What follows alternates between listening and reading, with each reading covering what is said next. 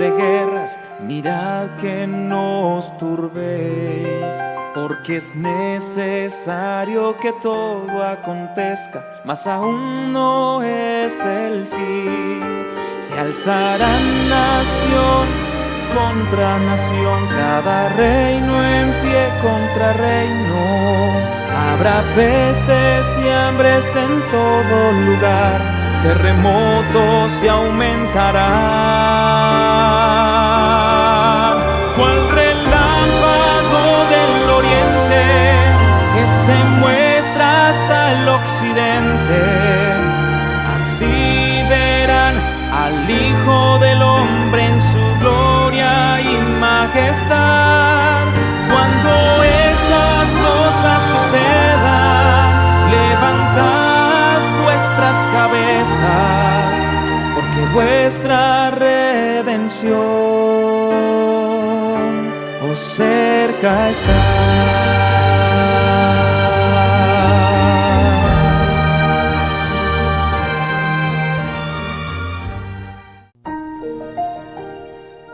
La lectura sin comentarios del libro El deseado de todas las gentes, el capítulo número 76. Judas.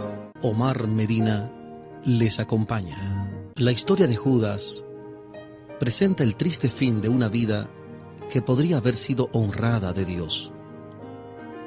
Si Judas hubiese muerto antes de su último viaje a Jerusalén, habría sido considerado como un hombre digno de un lugar entre los 12, y su desaparición habría sido muy sentida.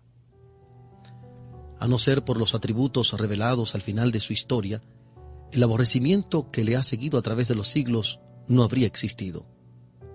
Pero su carácter fue desenmascarado al mundo con un propósito.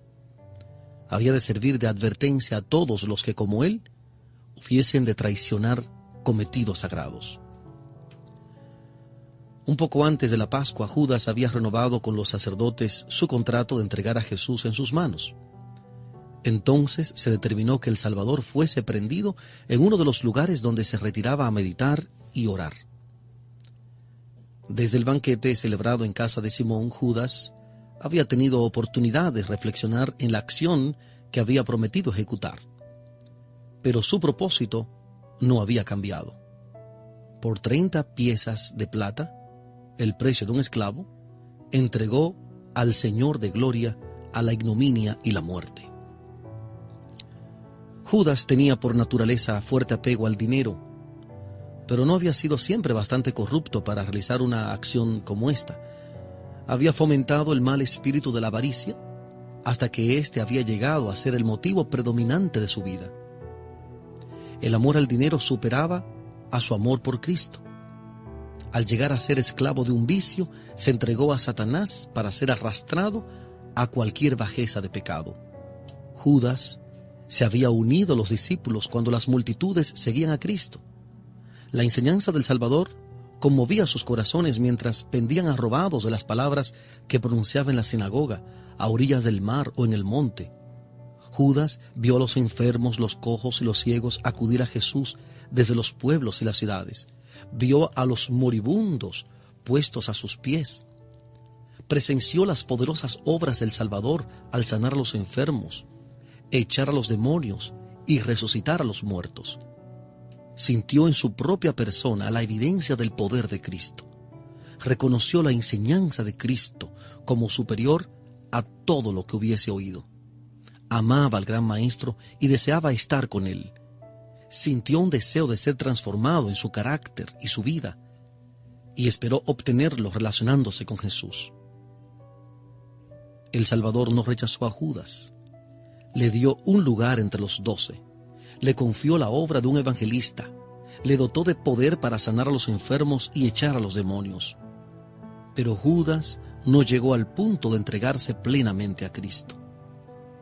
No renunció a su ambición mundanal o a su amor al dinero. Aunque aceptó el puesto de ministro de Cristo, no se dejó modelar por la acción divina.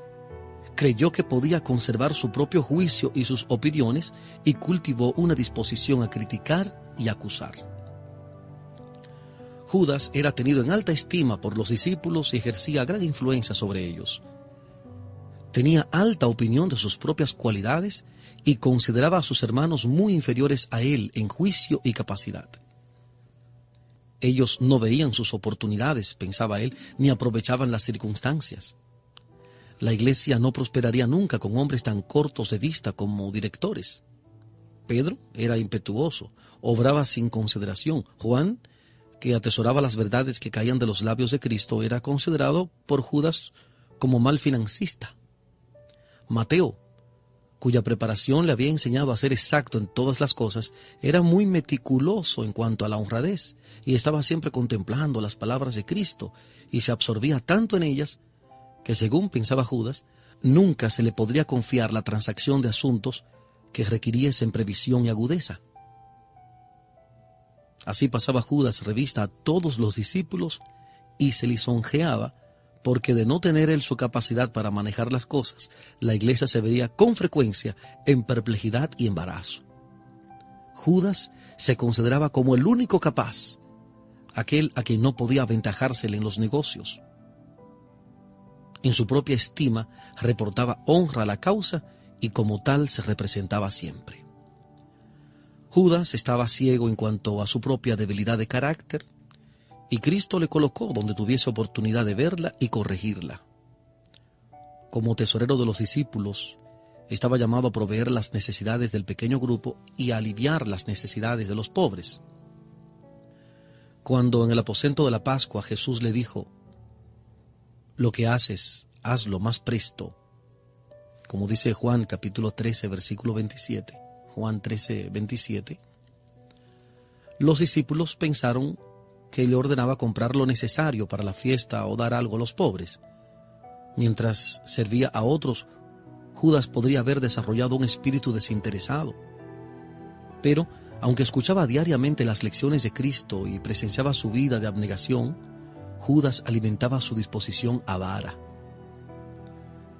Las pequeñas sumas que llegaban a sus manos eran una continua tentación. Con frecuencia, cuando hacía un pequeño servicio para Cristo o dedicaba tiempo a propósitos religiosos, se cobraba de ese escaso fondo. A sus propios ojos, estos pretextos servían para excusar su acción, pero a la vista de Dios, era ladrón.